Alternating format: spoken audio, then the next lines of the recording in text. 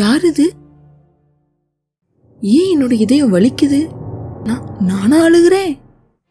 ஆனா ஏன் உங்களோட கண்ணை பார்த்தா எனக்குள்ள என்னமோ செய்யுது?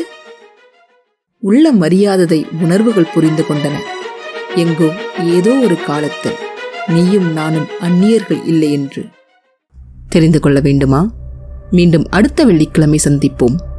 காத்திருப்பது உங்களுக்கு வழக்கமில்லை என்றால் பதில் என் நாவலில். இன்னமும் பல உணர்வுகளுடன் உங்களை சந்திக்கிறேன். மறக்காமல் ஸ்டோரிஸ் வித் செல்வி சேனலை சப்ஸ்கிரைப் பண்ணுங்கள். நன்றி, வணக்கம்.